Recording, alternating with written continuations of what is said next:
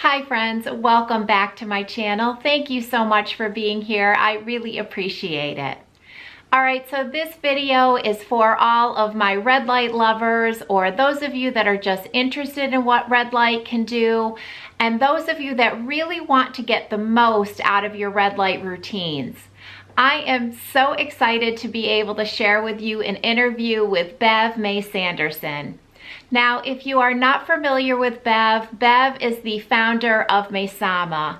And Maysama is a hugely popular skincare and beauty device brand. And Bev is also an expert on all things red light. So I asked all of you for your questions regarding red light or Maysama's products, and I appreciate all of you who responded to those posts or who DM'd me or emailed me. I was able to ask all of those questions to Bev. So in this video, we cover topics like, does red light cause fat loss, how to deal with hyperpigmentation, and why it is so important to have hydrated skin when you are doing your red light treatments. But of course, you cannot use just any hydrating product before a red light treatment. So yes, this interview is a long one, but I assure you, you are going to learn something new. I know that I did. So if you want to grab your favorite beverage, just sit back and relax. I really hope you enjoy. Here is my interview with Bev May Sanderson. All right, welcome, Bev. And before we get started, I did just want to thank you for taking time out of your very busy schedule to be here. I know you are a busy woman, so thank you so much. I know my viewers are going to learn so much from you, so I'm really excited about that. So thank you again for taking your time to be here. Well, thank you, Tina. I really appreciate you inviting me on your channel. Thank Well, you. thank you. All right, so should we go ahead and get started? Let's do it. Okay. All right. So I am so glad that one of my viewers asked this question because I wanted to ask it myself. The first one is, Bev, what is your skincare routine? And if you don't mind sharing, how old you are. Sure. I'm 58. My skincare routine, I try and keep it quite simple, really. So for me, because I've got sensitive skin, it's more about hydration and then locking in that hydration. So I don't use so many actives in my routine. So if I run through it very quickly, I'm one of these people that just cleanses once a day. So I just properly cleanse with a product in the evening. In the morning, I'm just a freshen up in the shower kind of girl. Okay. So, because I don't want to overstrip my skin. So, if you have really sensitive skin or rosacea, generally that is the recommendation, and that's what I work to. So just freshen up in the morning. Then I start with a vitamin C serum, which I can't share with you for obvious Okay. reasons. Exciting. Okay. Yeah, always exciting. Then I'm thinking about, doing my red light therapy in the morning. So it's really about layering on products that would hydrate my skin before the red light therapy. So I beg your pardon, before vitamin C, I start with my atomizer, which I think you're familiar with, Tina, but it's my Green Rooibos Atomizer spray. Oh, you Yeah. got it. Brilliant. That Yep. one. Then I go into my serums. So it's my Green Rooibos serum and my vitamin C serum. It actually doesn't matter which way round I apply them because they are ironically the same pH. So it's more Okay. about pH when you're layering serums. So those are my essentials pre-LED. Some mornings I do introduce other serums as long as they are water-based before LEDs. So I like to use an EGF serum, and I've very recently this week, just introduced a DNA repair enzyme serum as well. So that's new. So if you ask about my skincare routine, I can't say I use that routinely. It's something new I've introduced to my routine because it works really well with red light therapy, and actually DNA enzymes are activated by light, so it's a great pairing. So Wow. other than Okay. that, yeah, then I start my LED light session, which may be my panel or it may be my mask. So either way, we're talking a 6-minute treatment. After my LED, I then moisturize my skin to lock in that hydration. So the reason I don't do moisturizers before is potentially some emollients could hinder light penetration, which is why we prefer to save that for after LED. So in the morning, it's just a simple moisturizer, SPF. I use my own moisturizer, which is our probiotic moisturizer. And then I I love Elta MD as an SPF. I'm not sure if that's Okay. one that you're familiar with, but it's formulated for rosacea-prone skin. So it's Yeah. one that I've used for years, and I'm pretty loyal with products. Once I start something, I tend to stick with it, or formulate my own, one or the other. So that's my morning routine. And then in the evening, I would say, I mean, retinaldehyde is kind of one that I always would use. So again, having more sensitive skin, if we want a vitamin A product generally, if we're concerned with anti-aging, Right. but retinol, tretinoin, they would definitely both be too sensitizing for me. So I work with Medic 8 retinaldehyde, just the crystal retinaldehyde, and I'm up to level 20, like the highest level. So that really suits my skin, but I kind of built it up over the years. So I'm very happy with that. And other than that, it would be if I haven't used any of those serums that I mentioned in the morning, then I am doing them in the evening. But I tend to concentrate on the serums in the morning because I want them to be absorbed by the red light therapy. So in the evening, it's quite simple. It's retinaldehyde, moisturizer, and then my facial oil, which is, do you have the facial oil, Tina? I do. Yeah. Ah, you do, but you know what you don't have? And I must send this to you. New packaging. So it Oh, in matches. the It's pump. beautiful. In a pump. Yeah. So, when we first launch a product, of course, we tend to do like a low run. And obviously you have to see how that product goes, but it flew out the door. It's extremely popular, which is wonderful, which then allowed me to effectively upgrade the packaging. So we have this divine, it's airless packaging. It matches Nice. the serum bottle, but the MOQ on this, the minimum water quantity, is pretty high. So I have to sort of baby steps until we get there. But I think you would love that. It just makes it so much easier, quick pump and then go. Yeah. Because I'm a lazy skincare addict. Can't be bothered to unscrew, drop a put on. So anything that saves me a few seconds is great. As you say, I'm a very busy lady. So Yeah. yeah, so that and I'm done. That's me. Well, it's working. You have beautiful skin. Thank you. I mean, personally, I don't feel I have. But it's all about our personal journey. And obviously there are ladies with amazing skin.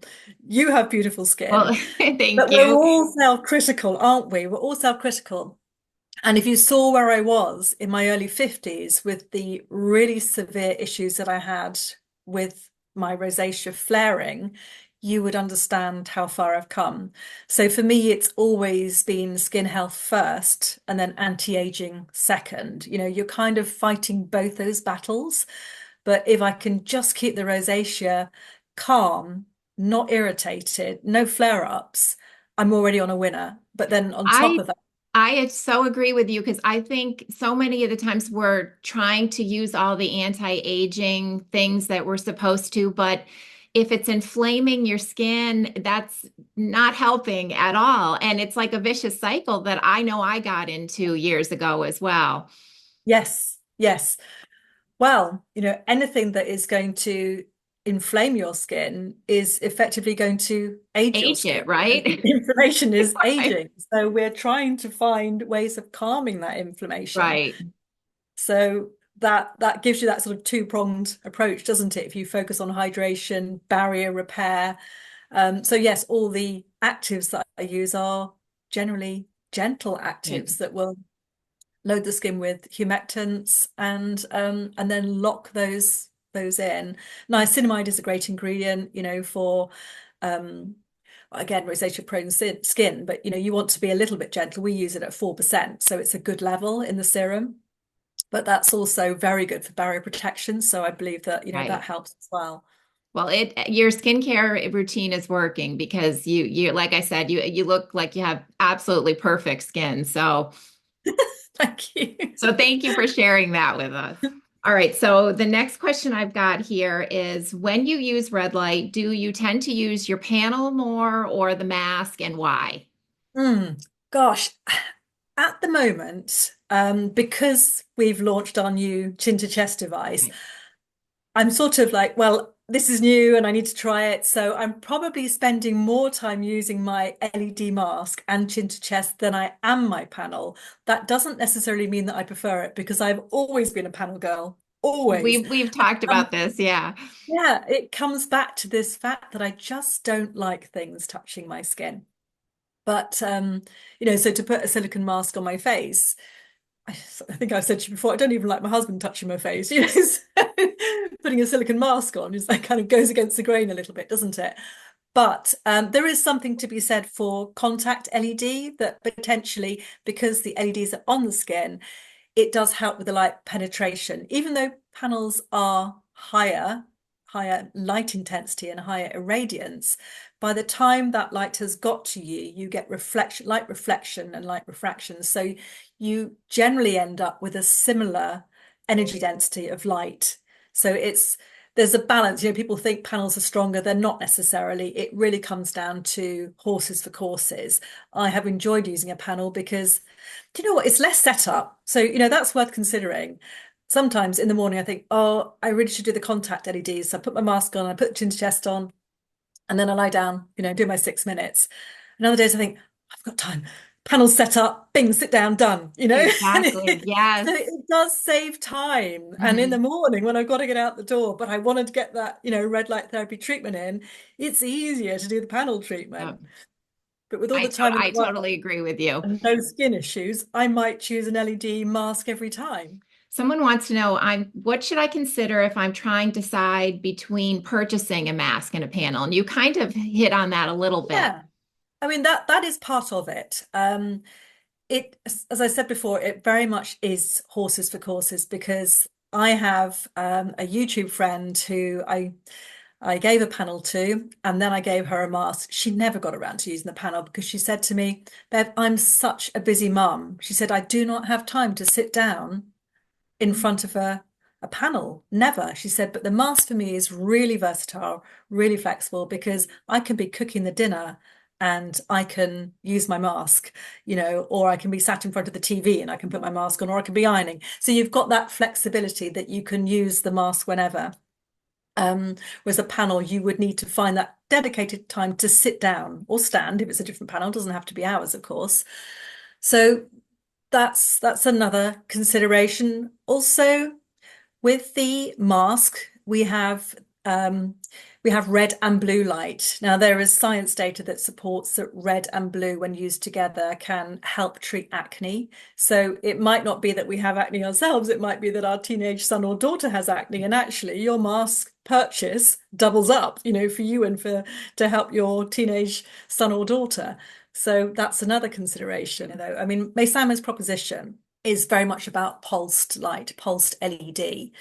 Now, within our mask, the pulse frequency is 100 hertz, which is invisible to the naked eye. So there is no strobing effect with the mask. And the reason we use pulse light is because there are multiple science studies that show by using pulse light, we get better biostimulation. So I don't know, your audience so well, but we have mitochondria, which are the organelles inside our cell that produce energy in the form of ATP. That's the energy currency molecule, if you like. Right. And pulse light just stimulates those mitochondria better to produce more ATP.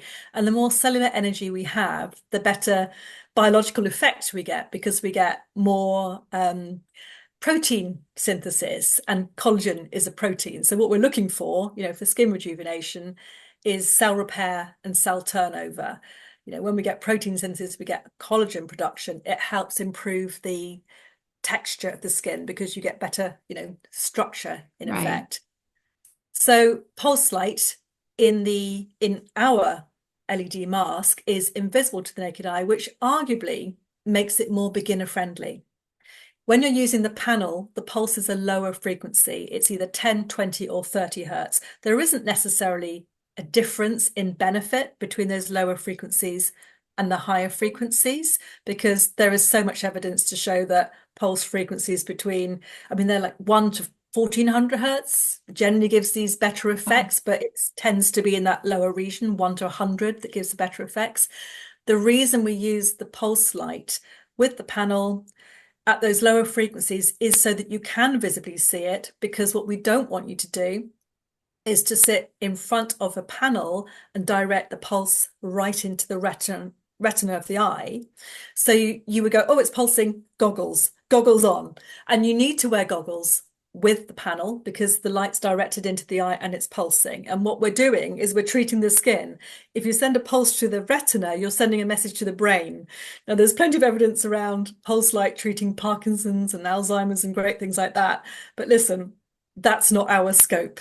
So Right. we don't go there. We're treating skin, so you have to wear goggles. We don't know enough about neurotransmission and things like that to be saying, yes, you can sit there in front of a pulse light. Plus, it's strobing. It's strobing. So you're not going to do that. You don't want to sit in front of a strobing light without goggles on. With the mask, the light is not directed into the retina and it's lower intensity. So it's safe. We have eye protectors and it's safe to not wear goggles with the mask.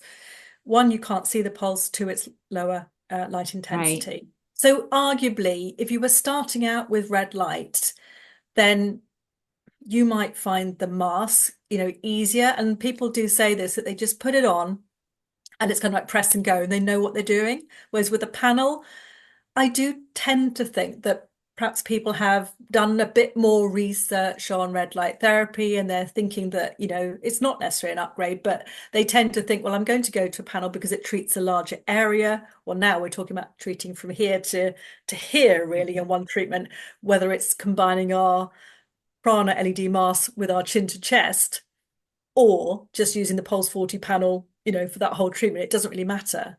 The panel would work out more cost effective because you're buying one device rather than two. Also Right. another consideration. But you can use it with or without pulse. If you're starting out, you might say, well, I'll just start with non-pulse light. You're still going to get the benefit. And then if you wanted to start building pulse into your LED journey, you can just start by adding 1 minute of pulse light on the end of your 6-minute treatment, and then gradually introduce 3 minutes and 3 minutes, and then 6 minutes of pulse light until you're kind of comfortable, because it is, distracting. It is It's distracting. a different sensation when you first Yeah. do it. Yes. But I have Yes. to say, there's something I find when I use the panels just extremely relaxing. I have the goggles on, Mm. but you can kind of tell there's pulsing going on, but I find it's very relaxing. Have you found I that do. yourself? I do. I mean, I use it almost like meditation time, Yes. Yeah. it's downtime and I shut down and enjoy that. And I think, I try to do that when I'm wearing the mask, and you can do, but of course it gives you the versatility to walk around. So of course sometimes I am. Yeah. So no, those are all good points. And I think that could help someone when they're trying to decide. Mhm. Okay, so the next one is red light, safe for eyes. And if so, why do all the panels and masks come with eye protection? So you've kind of hit a little bit on this as well, too. Yes. Yeah. I mean, I think, it's everything in moderation. If you are looking at a red light and it's bright and it's making you squint, it's probably, high intensity and you would need eye protection. But there certainly is evidence around red and near-infrared light being beneficial for macular degeneration and acuity, sort of vision in general. But, these LED devices that are used for skin treatment will not be optimized for eye health. Yeah. They'll probably be too high irradiance, so you will need to use eye protection. I know that the University of London, University College of London, has done quite a bit of research on eye health, and they were looking at very, very short treatment times of like 3 minutes and very low irradiance. Please don't get me to quote numbers right now, go away and Okay. look You're at you're those. good. Yeah, but it's much lower than you would have with a mask or a panel, although equally, to get improvements in eye health, but equally they did test up to 50 milliwatts and it was deemed safe for eyes, but it didn't mean that they got an improvement in eye health. So your LED masks, generally they run about 30 milliwatts. Ours is 45, it's slightly higher, but you're safe. But nonetheless, it's not going to give you an improvement in eye health, and it's not designed to do that. Right. So it's still kind of evolving too, it sounds like all of the Absolutely. And it's not our scope, it's not our area.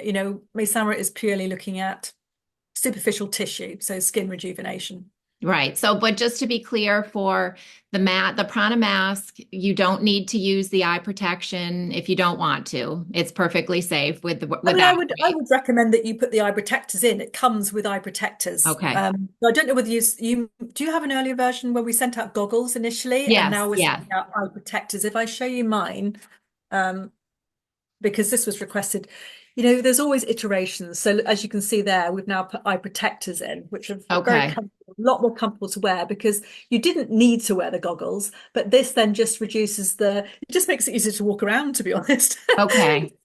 Because you get less sort of peripheral light around the eye and you can sort of sit there and watch TV better. Okay. I can see that would help. Yeah.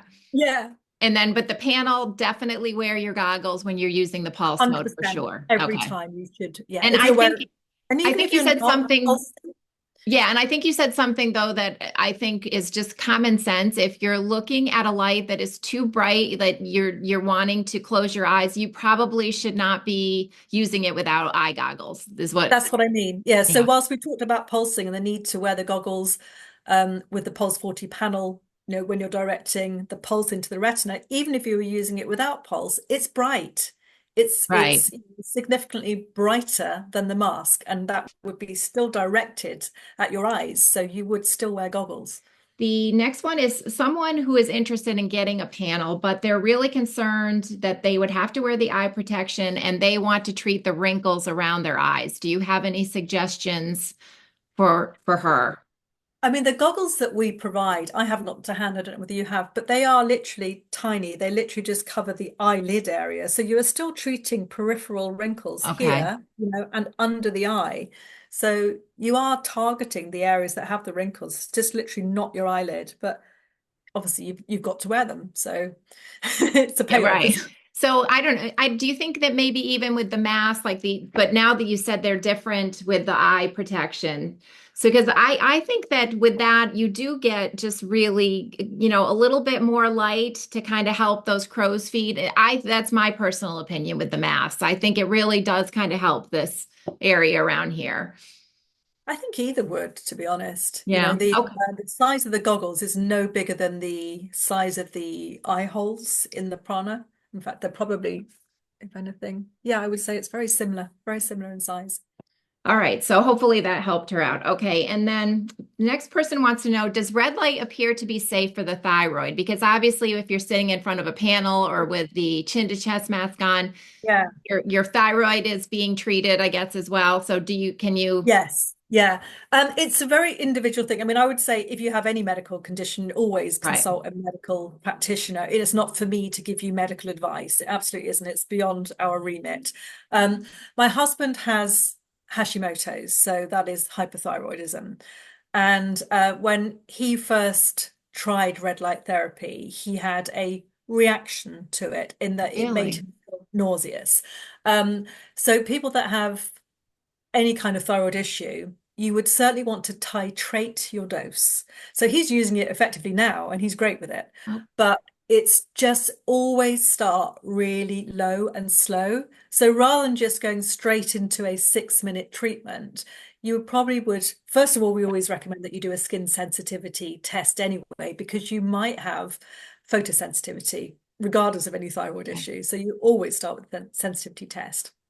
Um, but let's say back to thyroid, if you're starting with your chin to chest or even just putting your red light therapy mask there, it doesn't really matter.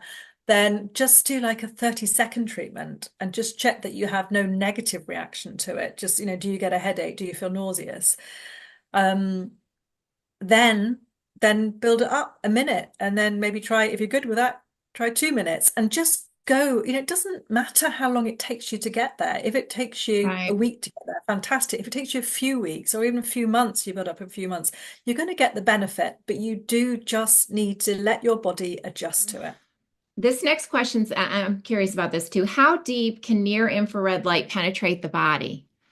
Ooh, I have heard up to 8 centimeters. I say heard, read, so I Wow. can't go and pull out that data specifically, but yes, very, very deep. And you don't necessarily even, it doesn't matter if you were wearing like a t-shirt. I mean, I wouldn't recommend you were wearing like a puffer jacket or something, but if we were stood outside, in a grassy area surrounded by trees, those trees, the green absorbs the red and then reflects it back, and we're absorbing near infrared in an outside area, even when we've got clothing on. So near infrared does penetrate pretty well into the body. That's interesting. 8 centimeters sounds, that's really a lot more than I Yeah. thought. And so I think there was a question, I'm going to pair it with that one then. Do you need to be using the near infrared setting to get like the best collagen production if that's what you're looking for? Yes, you do. Yes, you Okay. do. So red and near infrared have complementary but distinctive roles, really, when it comes to helping collagen production. So red light stimulates the fibroblasts, the cells that produce collagen. It stimulates those to multiply. So we get more of those cells. The near infrared helps those cells mature into the cells that actually produce collagen. So we get Oh. more of them and then they mature basically. And the near infrared helps the maturation process and then they synthesize the collagen. So the two work really well together. If you're somebody that can only use red or near infrared light, then you're still going to get the benefit. You're just going to, it might just take a teeny weeny bit longer to get there. Well, that's good to know because some people like with hyperpigmentation, do you want to go into any of that too? Where I Sure, think, I think we can touch on that because, this is information that has come out recently from a deep dive that I did, and we are sharing this protocol. So I think, that historically there's been a lot of information around red light therapy helping reduce pigmentation, whether that's hyperpigmentation or whether it's melasma.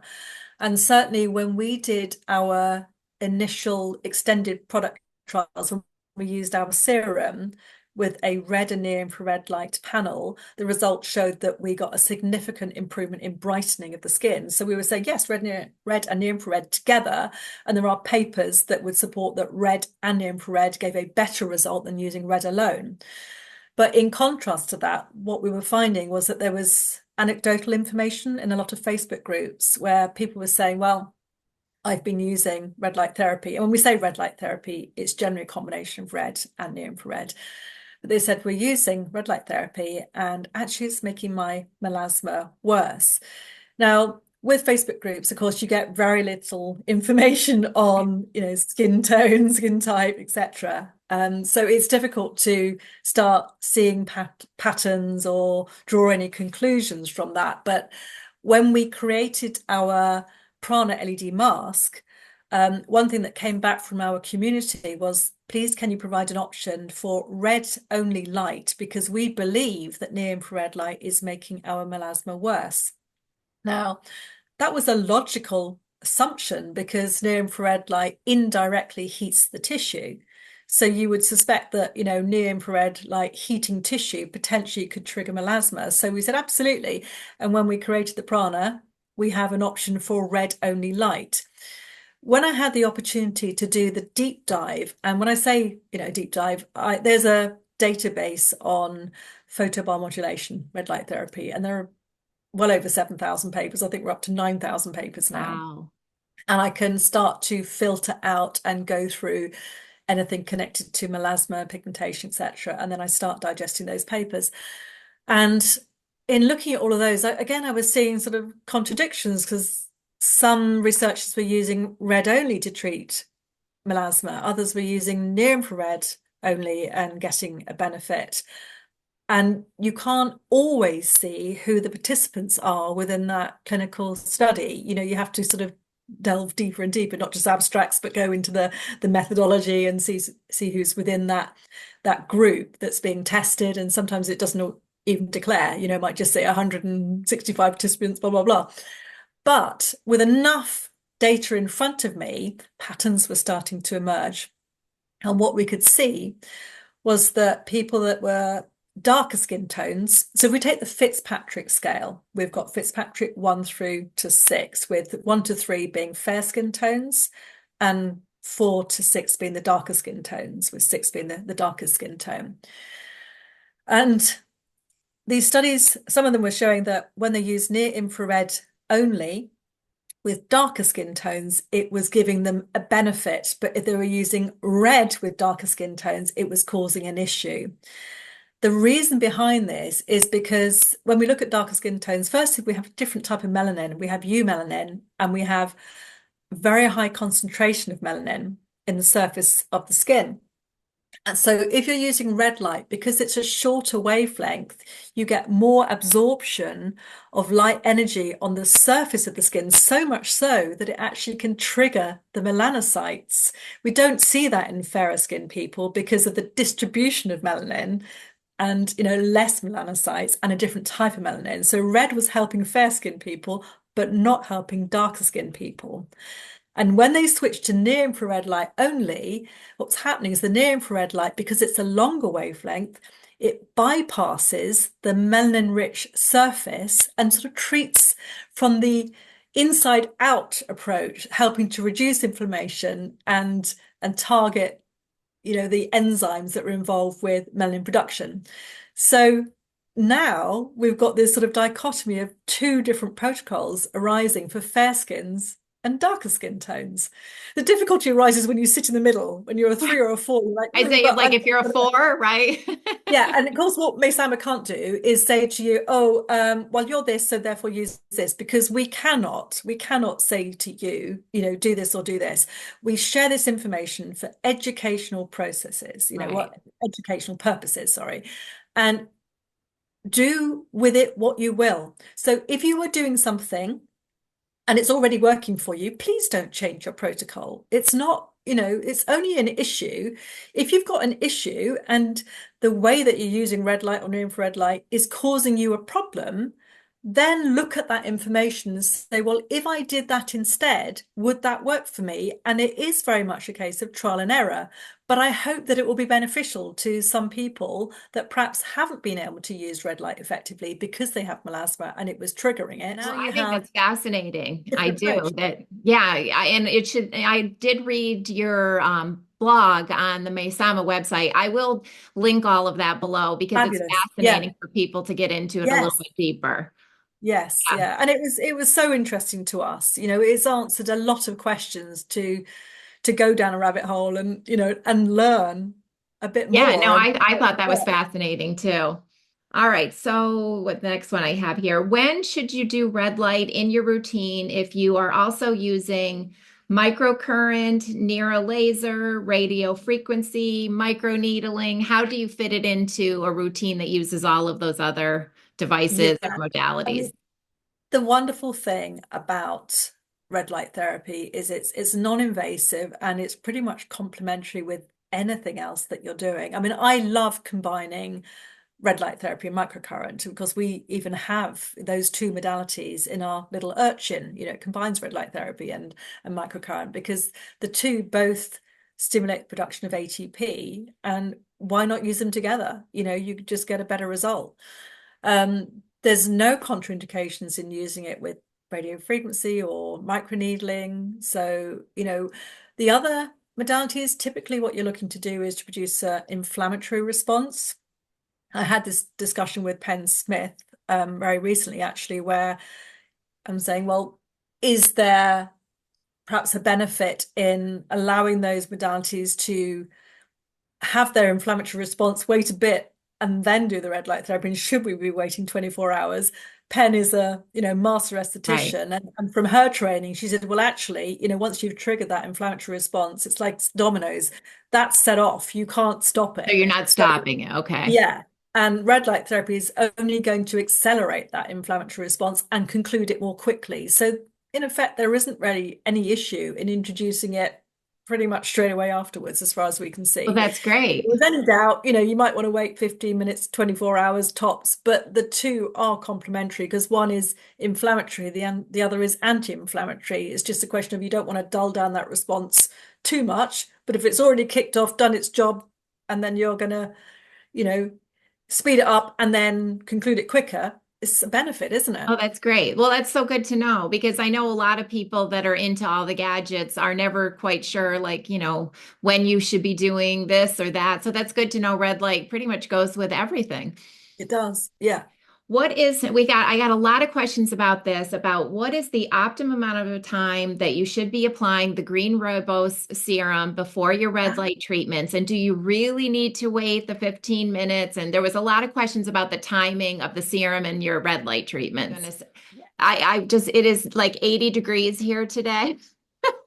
No way. Yes, and I did not turn the air conditioner on, and I have just, so I apologize because I feel as if I am melting right now. So, oh my goodness, we've all been there. uh, In answer to your question, so the 15 minutes, putting the serum on and waiting 15 minutes, that protocol came from when we did the initial tests on the serum with red and near infrared light therapy. We had discussed with Andre Sommer, who's one of the photobiomodulation scientists, would there be a benefit maybe in applying the serum a bit before, giving it time to absorb? And he said, yes, potentially that makes sense. It might take 20 minutes for a serum to absorb. That said, our protocol is generally using pulse light. If you're not using pulse light, there would potentially be a benefit in just allowing your serum to absorb properly. So, we always quoted those 50 minutes because that was the way we did the test. So if we're saying, well, these are results you're going to get, you've got to follow the protocol that we used. And that's what we did. Those ladies were waiting 15 minutes and then, starting their red light therapy. But at that point, we didn't have a pulse light panel. Now we have pulse light. And when you use pulse light, it helps your skincare to absorb. And the reason it does that, if we look at the cell and you shine the red and infrared light on the cell, the fluid inside the cell expands and it makes the cell bulge. It expands. Then when the pulse is off, the cell contracts. Now, anything surrounding that cell in terms of micronutrients is sucked into the cell when it contracts. So rather than putting the serum on and waiting for it to absorb, you might as well be using your pulse light to help it absorb quicker.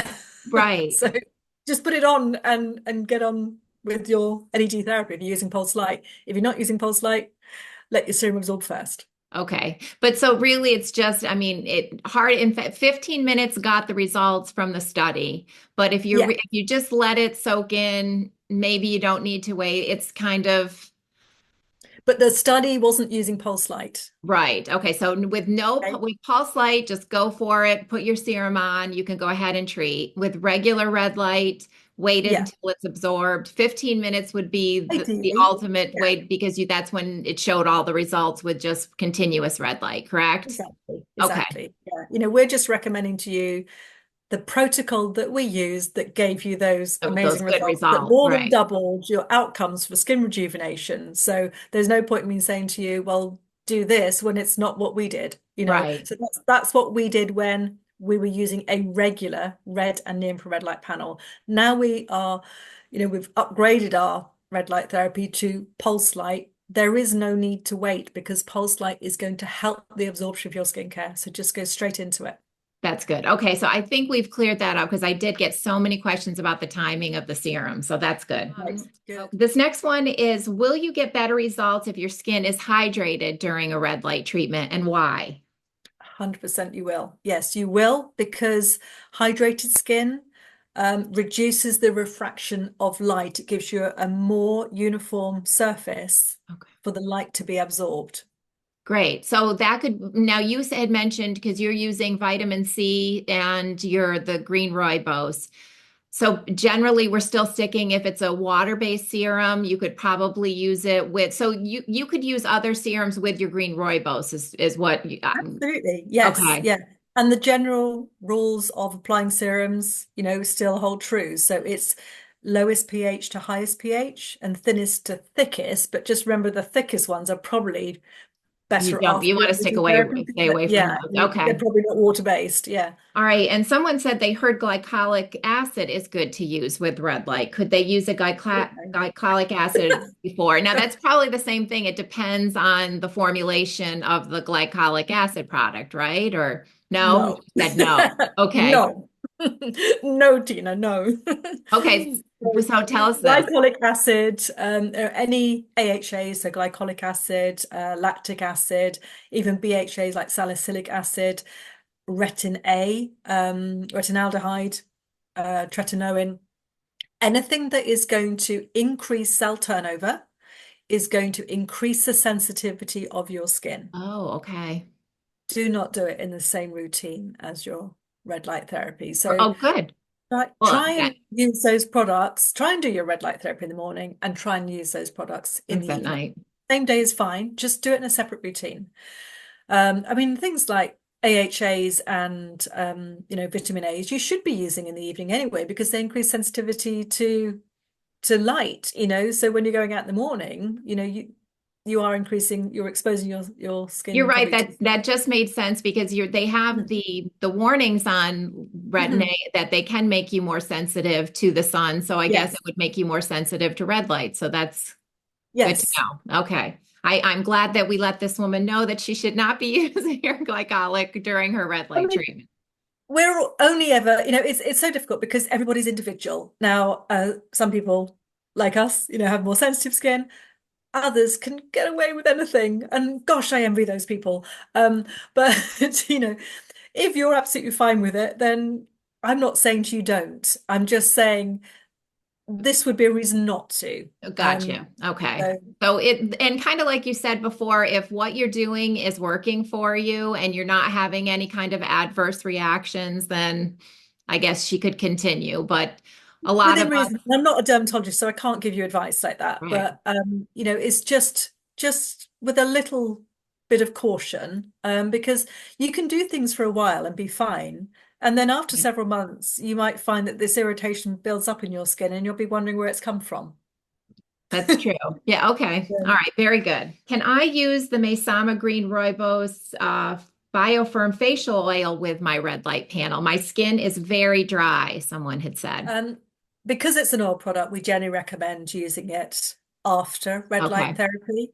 Um, whilst we talk about emollients can potentially hinder light penetration, it is, with an abundance of caution, because actually some oils can actually improve light penetration, but it depends on the refractive index of the oil, and it's all very complicated. So the safest rule is just save anything with oils until after your Till red light after. therapy.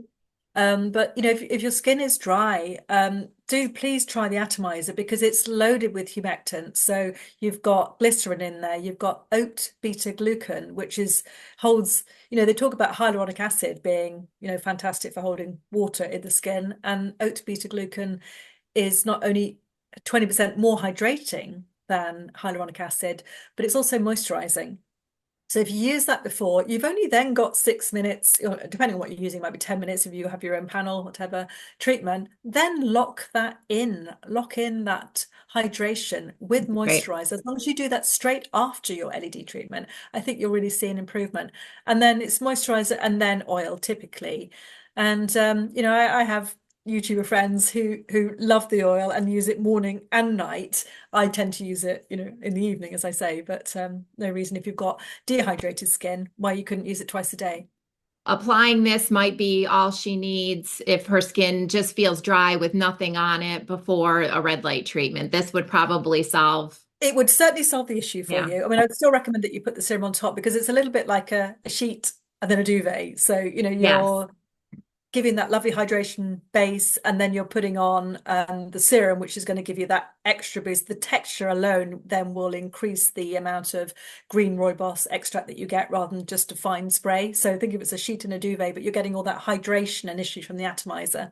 And this makes the serum spread just It does, so yeah, beautifully when you put this on yes, first too. Yeah, yeah. I love the And combo.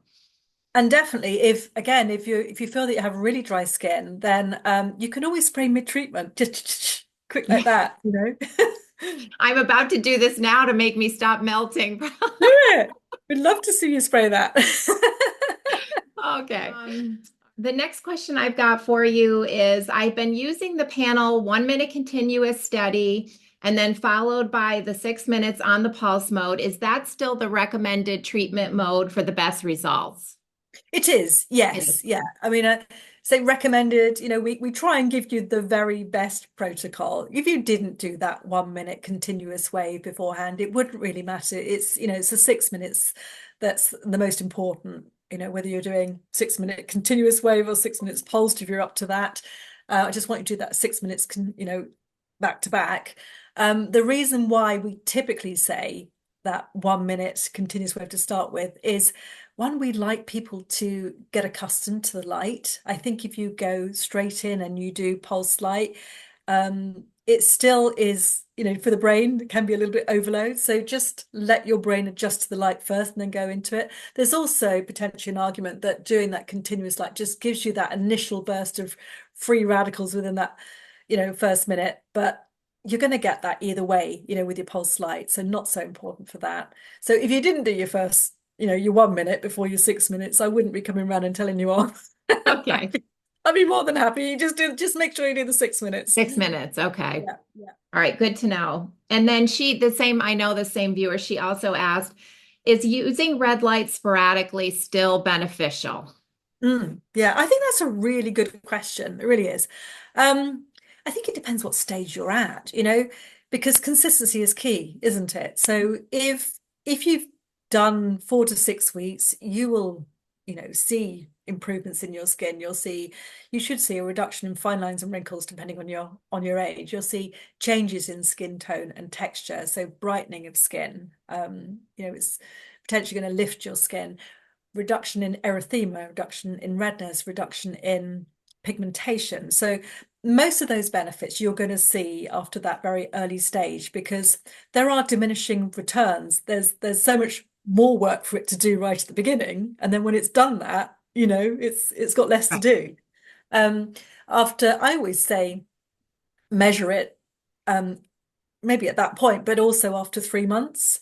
So I think after 3 months, you can really, really see those differences as well. And I say 3 months because, again, our initial test results were based on 3 months. So I don't want to say to you, well, test it after 6 weeks, when we did it over 3 months. But you should see results earlier. Beyond that point, then you're kind of into maintenance. So you might dip in and dip out. And people will sometimes say, well, I've plateaued and not seeing any change. Well, that's a great thing. You're not going backwards. So you're Right. Just maintaining maintaining. results. Yeah. Exactly. And if you stop doing it for a while, then of course, the skin health, the oxidative stress is going to start increasing in your skin again. So when you start using it, you get more gratification because you'll see more of a difference. But I personally prefer just to keep it going, day after day, because I really like to try and reduce my erythema redness. So I like to keep it on a regular basis. But to answer her question, if you were at that maintenance stage and you just dipped in and out, yeah, I think that's absolutely fine. It's sporadic, you're still going to get a benefit. But if you're at that early stage, I think you really want that consistency, because you're starting at A and you want to see where you get to. And Right. if you Okay. just don't commit to it, then you're never going to know, are you? What differences are you going to see in your skin health? Yeah, so that's great. All right, so this kind of leads into someone asked if the red light treatments that are offered at like med spas or spas, and if you're only going for one, does that really give you any kind of benefit? I don't- I think if you're just purely going for a red light treatment, I personally don't see the value in that. If you're going to a clinic for another treatment and they're using red light therapy after that treatment because it's complementary, fantastic. That would be the time to be using it. But I wouldn't, book treatments at a spa where you are just going once a week, when you could buy a very cost-effective device and be using it 3 to 5 times a week and probably getting a better benefit, because low and regular use is better. That's what I thought too. I just didn't see the benefit of one spa treatment when you could have No. something to use on a regular basis. But Mhm. I was just curious what you would Yes. say as well. And it really isn't about high intensity. It is about low and slow and regular. It really is. So it's, superficial tissue needs, I mean, we don't necessarily need to get into numbers, but 2 to 10 joules is the kind of energy window that we're looking to stay within. And some of these devices in the clinics are much higher than that, and you don't need it. It doesn't give you more of a benefit. Good. All right, that's good to know. Okay. And she also I know the same viewer, she wanted to know, can stress negate the results of red light? Gosh, that's a bit like, how long is a piece of string, really, isn't it? Yeah, I can't say yes or no to that. Does stress contribute to our skin health? Absolutely, it does. Can red light help um, counteract that? Yes. I mean, that would be the way that I would look at it, that way round, as opposed to can stress counteract the benefit right. of the red light? All right. So, and my next question is, this viewer wanted to know, can red light actually reduce the appearance of wrinkles on your neck, or does it just help it from getting worse, is what she wanted to know. Yeah. I mean, certainly the science studies would support that there will be a reduction in fine lines and wrinkles. And we've seen amazing results, from our community that have fed back huge differences. A lady called Pam sent us sort of before and afters of her neck. She'd been using red light for some time, but then she introduced the serum and she was blown away by the difference. And she sent us before and afters by just introducing the serum. So, it's not just red light. Think about your whole protocol. It's important to not just hydrate your skin, but our green rooibos extract is an amplifier and accelerator for red light therapy. It's not just working as an antioxidant. It actually helps produce ATP, and it boosts alternative pathways that help produce the amino acids and lipids that we need for cell regeneration. So there's so much going on rather than just being another product that hydrates your skin. Does red light cause fat loss? Well, where are we talking about? We're talking about abdomen, or are we talking about face? Face. I know. Would it work on my abdomen? Potentially, yes. Potentially, Yes. yes. Okay. But there is information around the lipolytic activity of red light therapy, photobiomodulation. Will that impact facial fat? No, it will not, because it comes down to the health of the tissue. So where we have fat in areas where we don't want it, typically the abdomen, what we see is atrophy. So we see more of the cells, more fat cells, and we see hyperplasia. So we get, bigger cells, and red light can selectively target these cells because they are dysfunctional. They have problems with insulin uptake as well. So it readdresses the balance. This is homeostasis. So it's basically looking at it going, that's not working well. Let's sort that out. So it selectively targets, unhealthy, dysfunctional fat cells and restores them to health. And there's data around that, both in animal models and in human models, that supports that once the cells are healthy again, they don't lose further fat. So, That is that's really positive. amazing. Yeah, absolutely. So it will not cause facial fat loss, but it can potentially treat fat loss in areas where we want it to. So could you put the mask on your stomach and try it, because if you've got a little extra, those are unhealthy fat cells, the Hey, extra listen, ones. I'd be making a claim if I said that, Tina. Could you use I'm a trying red it. light therapy device? I know it's A off red light. label, but I may give it a try. Yeah, yeah. I mean, you may use red light therapy on your stomach, and yeah, by all means, report back to me if it helps you. Yes, if I have success, I will let you know. This person wanted to know if they could use the prana mask on their head for hair growth. Again, I have to be so careful because I can't say to you yes, because that Right, would indicate that I'm making a claim that it's going to make your hair grow. And, we don't have that claim around the mask. right. So, if you So want to put I the mean, it's mask on your perfectly head, you can put safe, the mask but on your whether it head. would work or not would be Exactly. Yeah. right. Is there benefit around red and near infrared light stimulating hair growth? Yes. All right. So, and I'm here to my last question. You have access to a lot of information and studies about red light. Have you seen anything recently that has you really excited? Oh, I do, but can't tell you Oh, because you I'm can't using it tell. for MPD. Yes, I do. I do, and it's around pulse light, and it is being incorporated into new product development. So it's not, something that I want to share right now, but like you, we're always on a journey of discovery, and I love sharing insights with you. I think the newest revelations we've talked about today that I can share, which was more around treatment protocols, different treatment protocols for fair skin and dark skin, that only really has come to light, no pun intended, in the last month. But yeah, I'm reading all the time, and I get very nerdy about it. And the more I learn, I think, oh, how can I use it? How can I use it? And then there are things that I want to incorporate in new product development. So watch this space. That's Well, all I stay can say. tuned. This is very Yeah. exciting. Yeah. Yes. Well, Bev, thank you so much. I learned new things and I've watched you on other YouTubers' channels and I still every time you're on someone else's channel, I always learn something new. So, and I did today. So, thank you so Brilliant. much. You are just a wealth of knowledge and I love the way you are able to easily explain it that even someone like me can understand. So, thank you for being here. Thank you, Tina. Thank you so much for your time. All right, friends, I know that this was a long one, but I hope that you learned something new and something that could help you bring your red light routine up a notch. Thank you so much for watching. I really do appreciate it, and I will see you all next time. Bye.